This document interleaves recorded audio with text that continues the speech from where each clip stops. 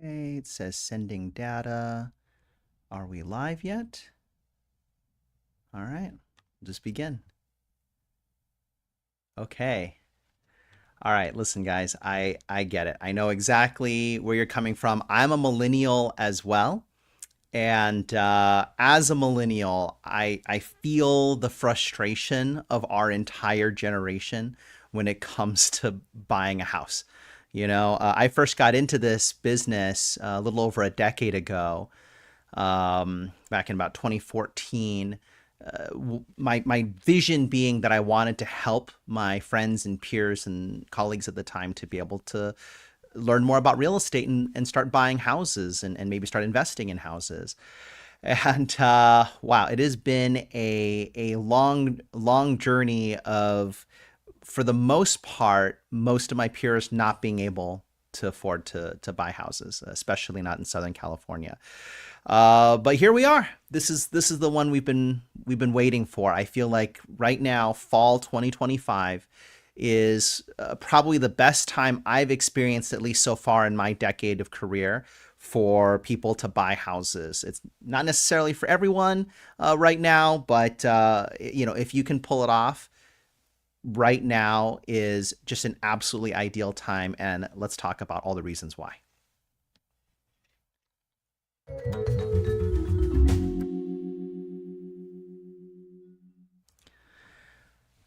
All right. So the Imagination Brokerage. To you live from our beautiful office in Santa Ana, California. This is my first time live multicasting to both Facebook and YouTube. I apologize in advance if there's any technical issues that you're experiencing on your platform.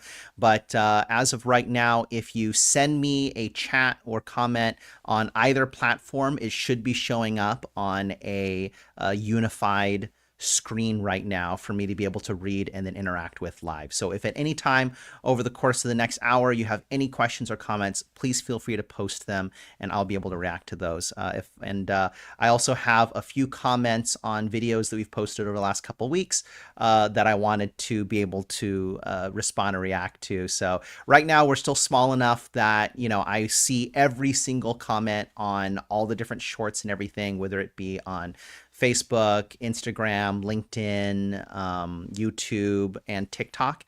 I look at all of them personally, and I would love to get the chance to answer every single one of your questions directly.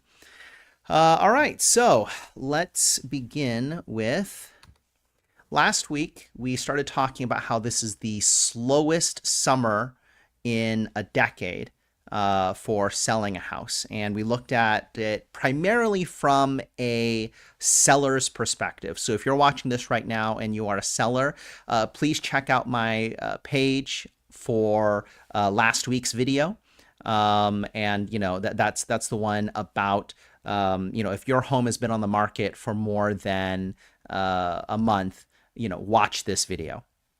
And in there, I talk a little bit more about some of the tactics and strategies that we use with our clients to make sure that we sell people's houses in 8 days or less without compromising on price.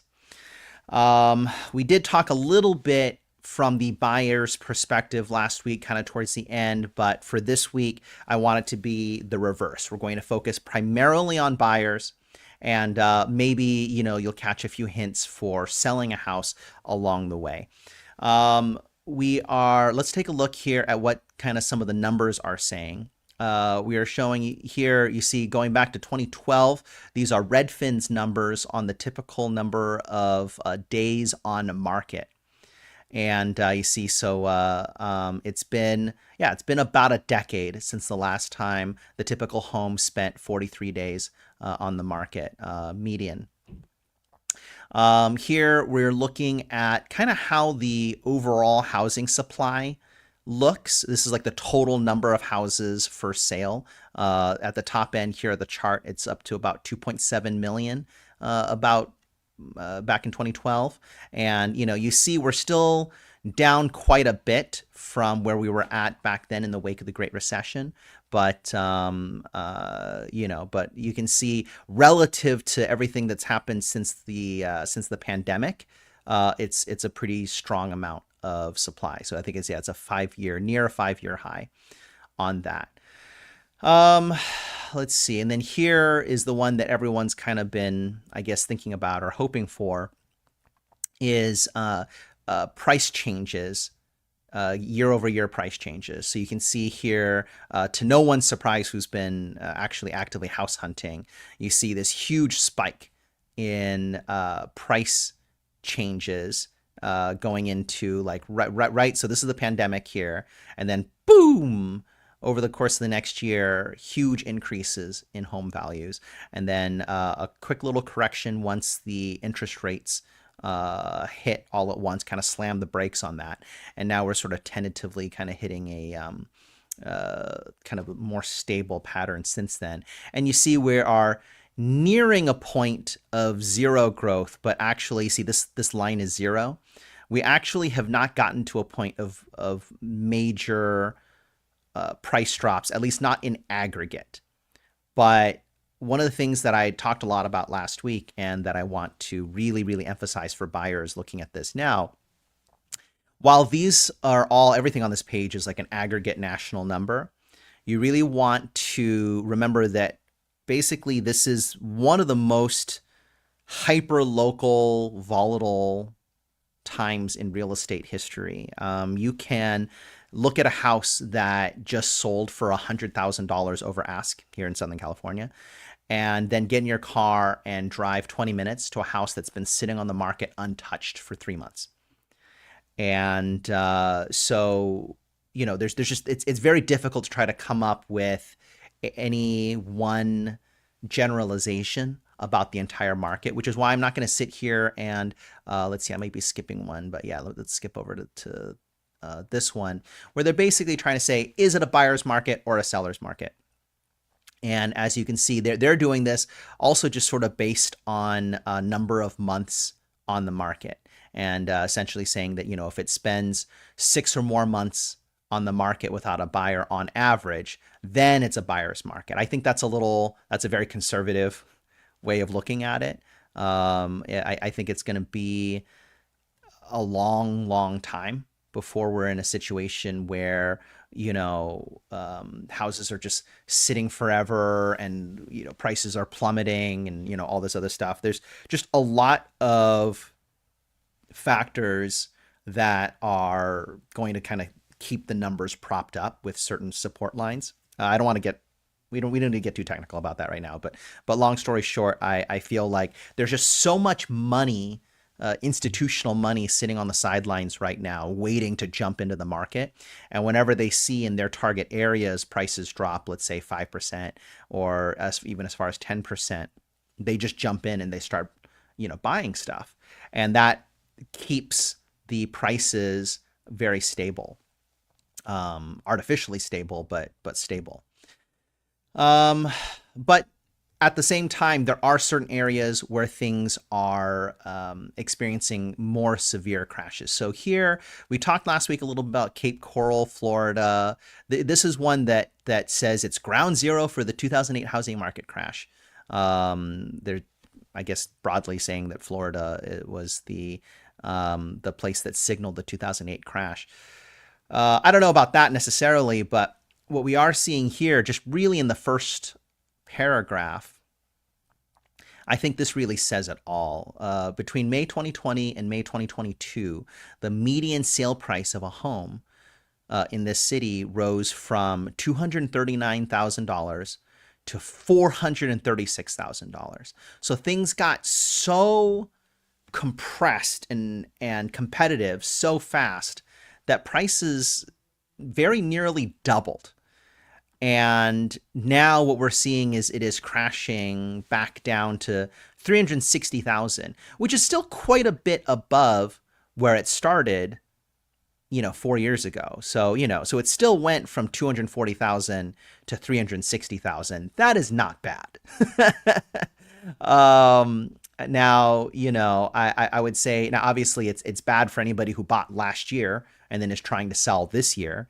But I guess what I'm saying is that, keep an eye out for markets where things just artificially inflated to astronomical levels between 2020 and 2022, and now is experiencing what I would call a correction to that.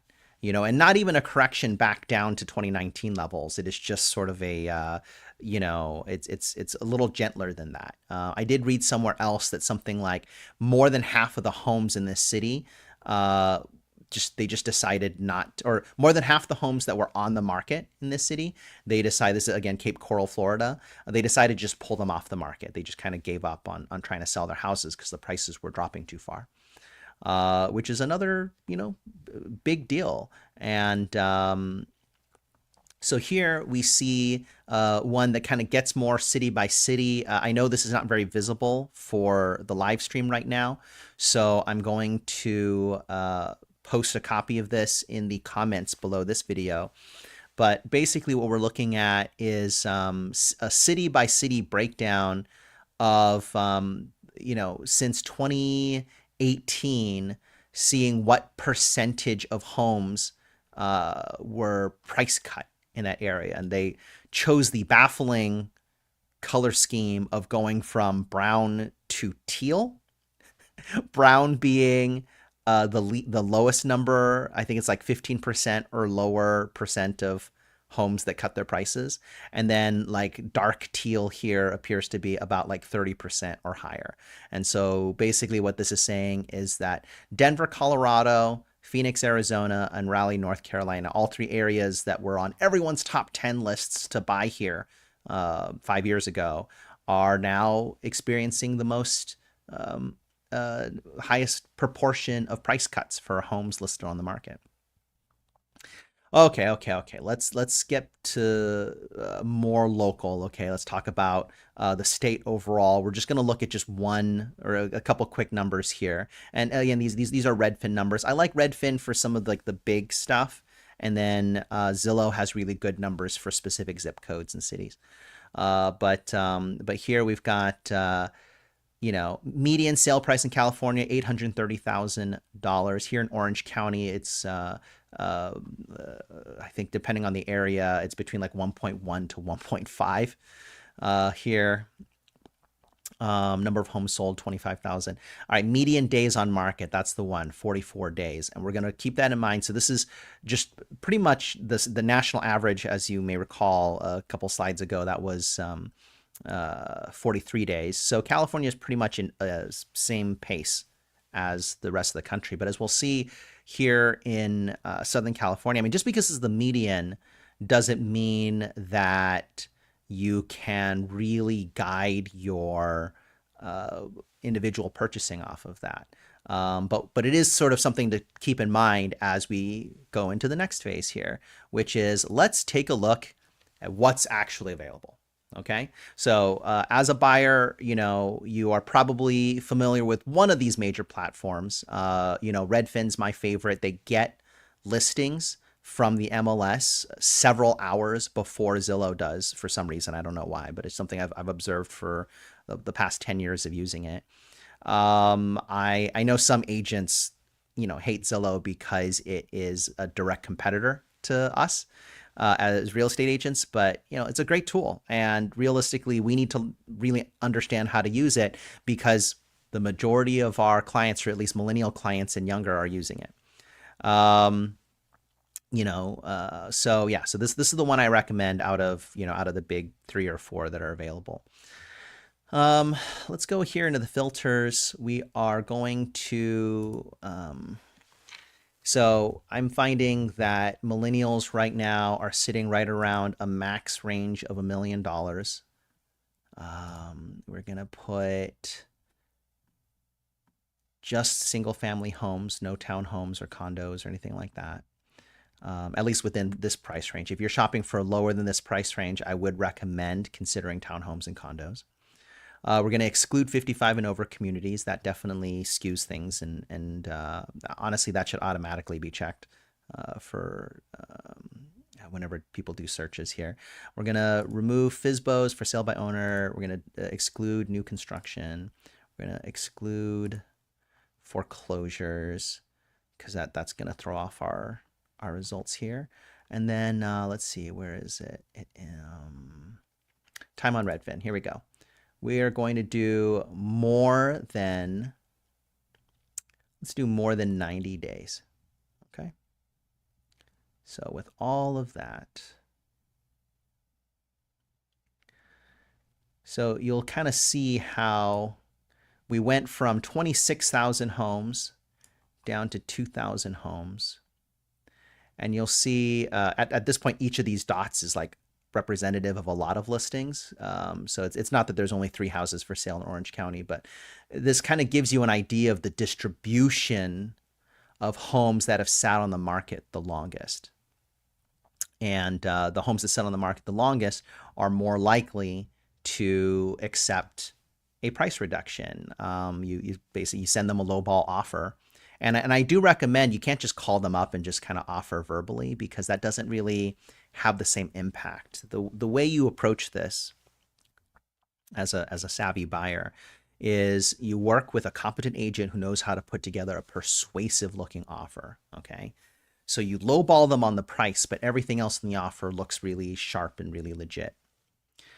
You attach your pre-approval and, whatever is your most impressive piece of financial information, you add that in there, your proof of funds.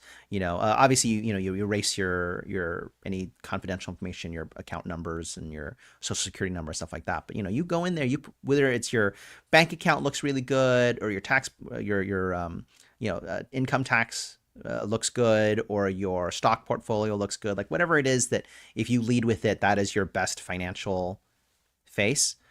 Just get like a screenshot or something of that and include that together. And you just put it in front of this seller and think about it like this. Okay. So 90 days. So we're talking about, so I'm recording this right now in early September. So somebody went on the market in late May, early June. And, everyone was telling them, oh, this is the time to sell. This is the time to sell. And it has been sitting all summer long.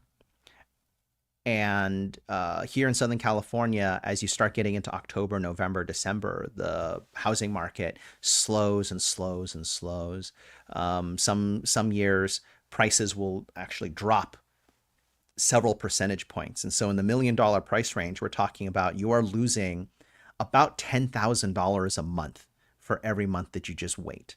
Not to mention the fact that if you've gotten into escrow before and then fell out of escrow because of some problem, people usually perceive that as being some fault of the house or something fishy going on. And that lowers the value of the house even further. I'd say another $20,000 or $30,000. So, this is a really dire situation for a lot of sellers right now. And so, frankly, from a buyer's perspective, this is what you want to take advantage of. You want to put out an offer in writing, and maybe it's $30,000, $50,000, even $100,000 below what they were originally asking for. That written offer, that big juicy bank statement and pre-approval, that's going to sit on their desk, and they're just going to sit there and it's going to burn a hole in their pocket the longer it sits there. If nobody else puts an offer on the home in another week, 2 weeks, 3 weeks, they know that you're out there looking, you're giving other offers, you're touring houses every single weekend. So they know that offer is not going to last forever. And, sooner or later, if nobody else offers anything more, they're going to go with your lowball. So that's probably the best way to get a deal in today's market. Pardon me. All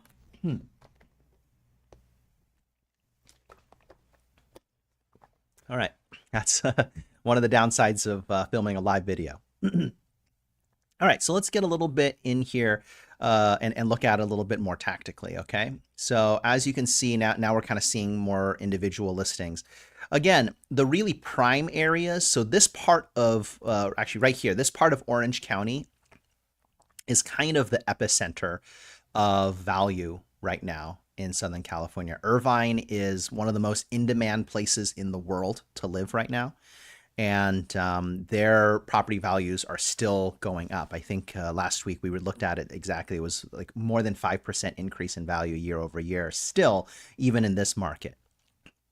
And sort of commensurately, we are not seeing any houses that have been on the market, or I mean, very few houses that have been on the market that long um, here, at least more than 90 days. But if you look over here, so if you are in Orange County, I do recommend you take a look at, give another look to Santa Ana, Orange, and Anaheim, Fullerton, Placentia, if you haven't in a while. I know that Central and kind of Northern OC doesn't get a lot of love sometimes, but honestly, it's very centrally located, lots of great employment drivers, lots of great amenities, really cool little downtowns and old towns, and lots of charm. Honestly, right here, this is my one of my favorite places that I've ever lived, and it's where we put our office.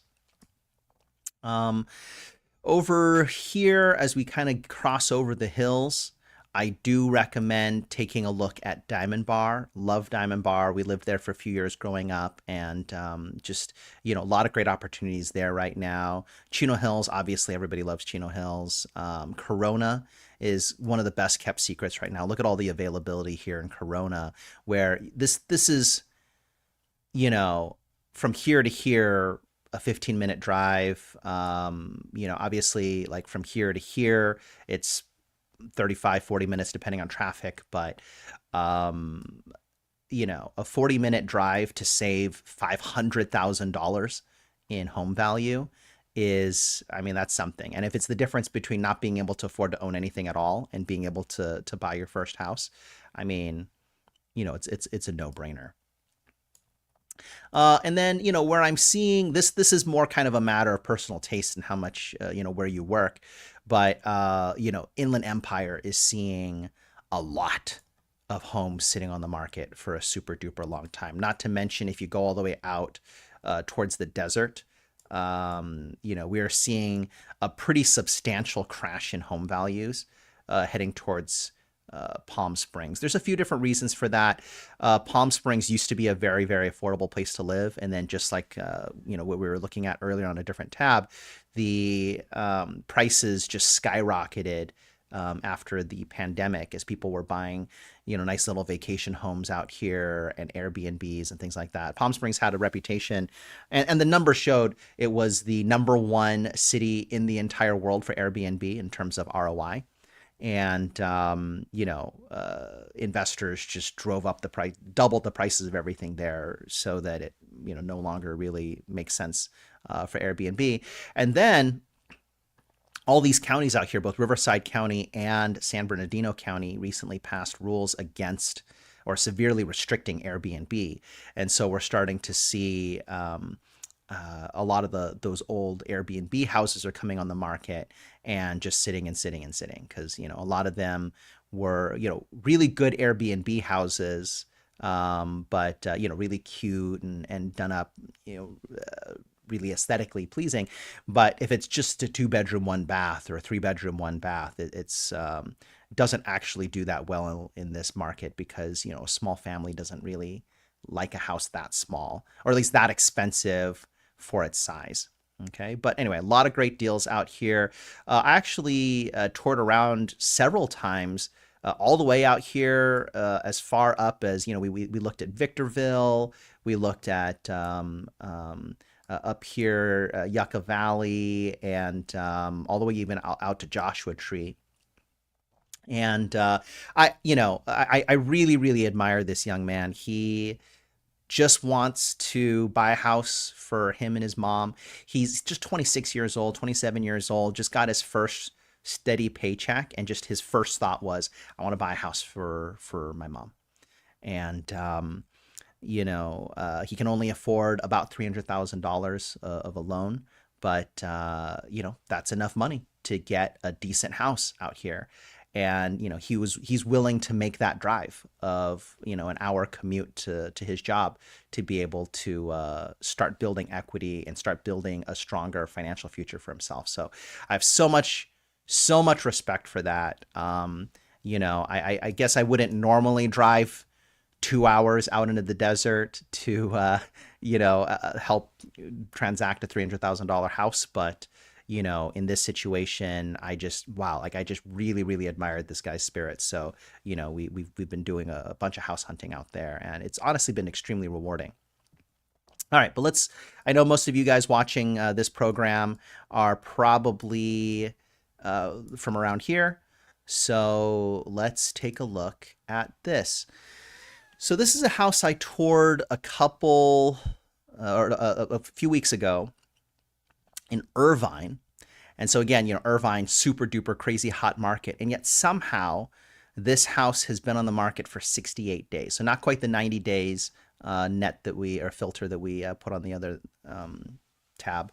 But I just really wanted to show off this house because this is, if you're hunting wherever neighborhood you're hunting in, this is the sort of thing you want to look for. You want to look for something that came in a little bit overpriced. Okay, this house probably should have been listed for a little over $1 million, maybe at most like $1 million, I don't know, 50, $1 million 80, something like that, right? But for my strategy, I like to list a little bit below its value and then get it, kind of create a bidding war and have people bid it up to where I think it's really worth.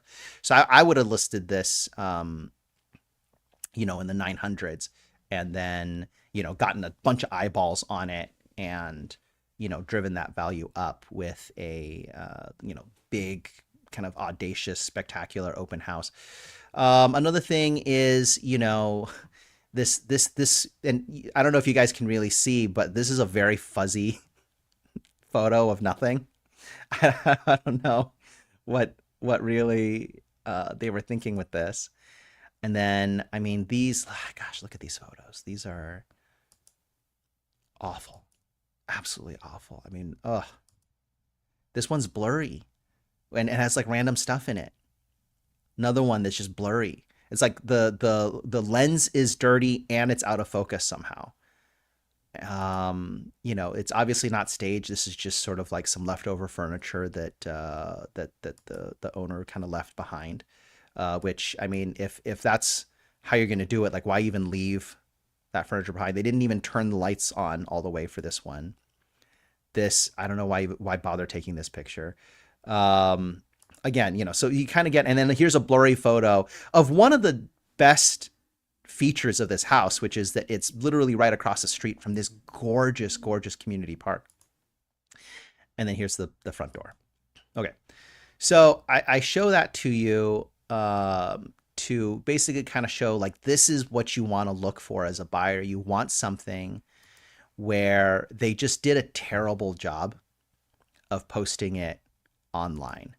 I didn't want to absolutely flame this agent right away. I'm not going to show the agent's name or anything, but I just, like presenting it like this tangibly subtracted tens of thousands of dollars in value out of the home. And now it's just been sitting on the market for more than 2 months. And sooner or later, someone's actually going to realize what an incredible gem this place is. It's a relatively new construction, beautiful, beautiful community, really up and coming part of Irvine. Here, I'll just kind of show you. So when you go sort of more up along this area, but just before you cross the freeway over here, this is a really cool up and coming area, not a lot of commercial stuff going on yet, but it's like a whole bunch of new home construction.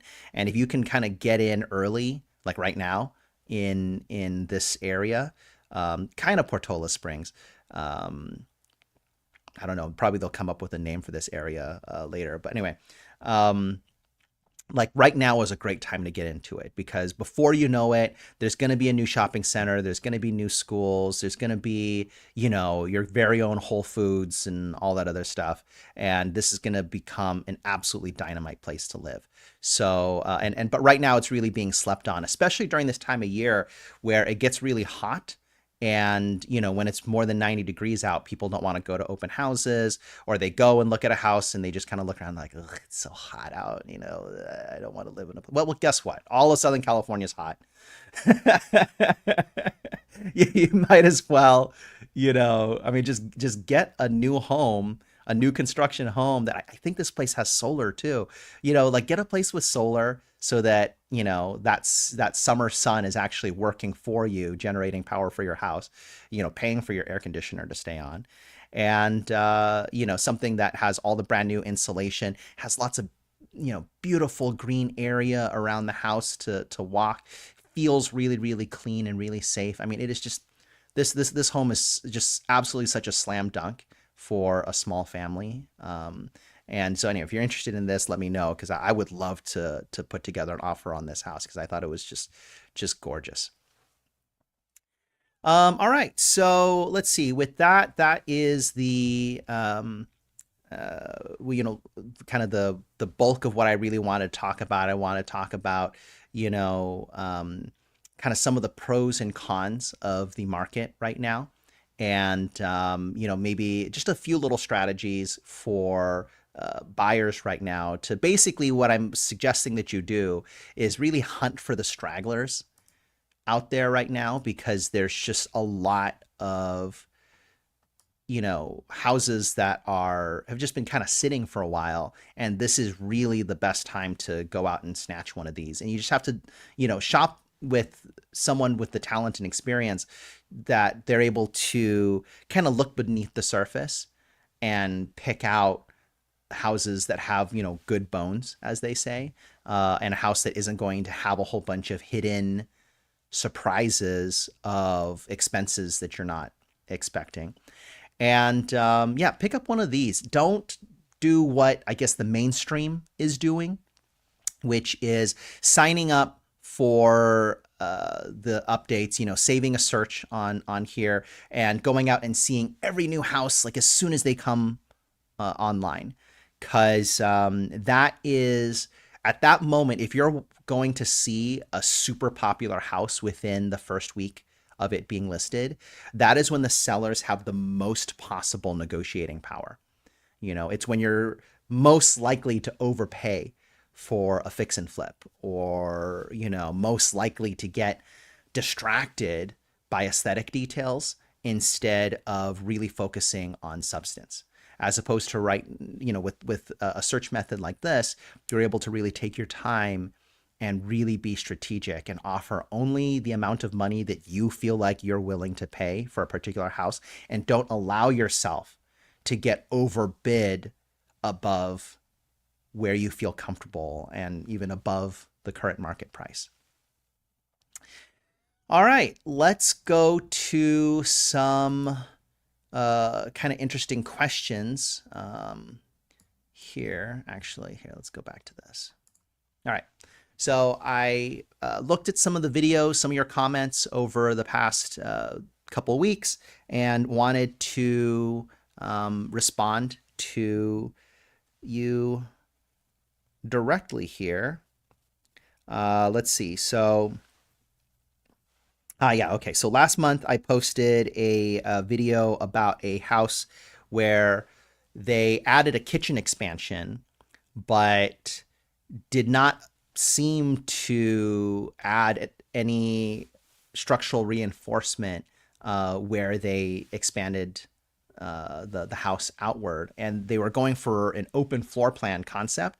So they like relocated an entire staircase, removed all of the supporting walls that would normally be there. And, and I don't know, under the surface, it is conceivably possible that they put some sort of steel reinforcement, but it, just again, this is one of these situations where purely for aesthetics, they made this really incredible open floor plan. But when you look at it with a trained eye, immediately I saw a major red flag. I mean, all the weight of the upstairs, it had the two bedrooms sitting right on top of basically nothing. Like there's nothing holding up these two bedrooms from caving into the kitchen. So really scary situation. I posted that video, and this was on TikTok. One thing at a time said, "Oh no!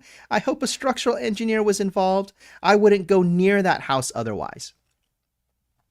My advice is, while yes, obviously I overall agree with the sentiment, I also believe, if you see a house and you really like it, but you have some sort of red flag like that, get the house in a contract, like give them an offer, get it in a contract, and then, hire a structural engineer to go look at the house, figure out how much it would really cost to add whatever steel reinforcing beam or extra pillar or whatever to make the house safe. And then you basically say, hey, listen, this engineer says it'll cost 20 grand to add a new beam here, or whatever the cost may be. I want you to subtract that from the home's value. And by the way, here is the structural engineer's report showing that this house is dangerous. So now that I've shared this with you, you have to share that knowledge. You have to disclose that to any other buyer that comes along after me. So now they're in the situation where they have to think, okay, if I have to pull this off out of escrow and put it back on the market, but then I still have to share this information with other people, is that going to hurt my value more than just taking a $20,000 haircut right now? Ugh. And chances are you'll be able to kind of put them in a situation where, yeah, listen, they messed up. They did a really ambitious home renovation that left the house unsafe. You've called them out on it. And now they are going to have to take a price cut in order to make the house, in order to kind of compensate you for the amount of money it would take to make the house safe. So that's how I would approach that. But one thing at a time. Thank you very much for your comment. Okay, all right. Here on YouTube, I had a short called "Why These Boom Towns Are Crashing Hard," and this is kind of in reference to something I said earlier in this video as well, where I was talking about how some markets got boosted up too aggressively, too fast, mostly by out-of-state investors. And these are what I would call tertiary markets. These are either, in the case of Palm Springs, like a kind of a luxury market, but also sort of a, like a luxury vacation market that's not, it's not going to be one of your top 10 places to go on vacation, but it's like a affordable, cool place to go if you want to drive not as far. If you want to drive not all the way to Vegas and you still want to go to a decent casino and stay in a cool little desert bungalow, Palm Springs is a great spot. And but there are certain secondary and tertiary markets where it's not in the middle of everything. It's not in the city. It's sort of like 30 minutes, an hour, even 2 hours away from where things are really happening. And a lot of investors got into such a feeding frenzy over the last few years that they ended up buying homes in some of these areas that were way outside of really where they should have been buying. And it artificially drove those prices up. And so, I talked about that trend of how I'm seeing those, a lot of those prices in those areas are crashing back down. And there might be some opportunities there. You still have to be cautious if you're buying, for investment if you're buying primarily for investment purposes, you want to avoid making the same mistake that somebody else had already made in terms of buying in a tertiary market for too high of a price. But if you are, looking to live there yourself, oh yeah, now's a great time. Buy it from a disenchanted investor. Anyway, here on YouTube, Young One 1985 said, "One trend is that interest rates can't help if folks are broke." He said artificially. That's the magic word. Young One, thank you very much for your comment. Yeah, I mean, I feel, believe me, I feel the same way. I think sometimes, because I'm, like dressed in a nice suit jacket, and I've got all the fancy stuff, all that, people think, oh, I mean, here's this guy who is, already a millionaire investor, throwing big bucks around, buying up all these houses or whatever. But listen, I honestly, I'm a regular guy, like very firmly middle class, living in an absolutely unaffordable county. And the majority of my friends, 90+% of my friends, 95% of my friends are very, very similar, like just regular people here. And one of the themes of my channel, the reason, the real passion at the heart of why I do all of this, is because I am trying to share the knowledge that I've kind of gathered from working with these super wealthy people, the people who are out there making millions or even billions of dollars in real estate. I'm trying to take from the rich and give to everybody else some of the tips on how you can get in the game, start investing, start building equity for yourself, whether it be for your primary residence or for an income property. And like I get it. Like I know that it feels like it's impossible to get in to this, but yesterday we just bought a house for $5,000. I mean, that's a whole other topic of conversation, getting into foreclosure sales and out of state investing and all that. But we bought a house for $5,000. You can get into the real estate game if you want to. There's a lot of other ways to make money, but in terms of building a solid financial foundation for your future and building generational wealth, I think real estate is the best way to do it. But there's lots of ways to do it. And if you are curious about real estate at all, please reach out to me and keep watching these videos, because I promise you can do it. All right. And then the last one I'm going to talk about is, okay. So just, oh gosh, was it yesterday? I posted a video where I was really trying to spread the word on a scam that I just saw. I got a scam email about it was my transaction coordinator got an email supposedly from me saying, oh, I need a rundown of all of our pending deals. Please provide just, quick summary of like names of the buyers, address, amount for that the, sale is in contract for, whatever. Pretty innocuous stuff that actually, I think a less experienced transaction coordinator might realistically fall for. They had asked for social security numbers and credit card numbers and bank account statements and stuff like that. Like I think, any rational person would, that would raise some red flags.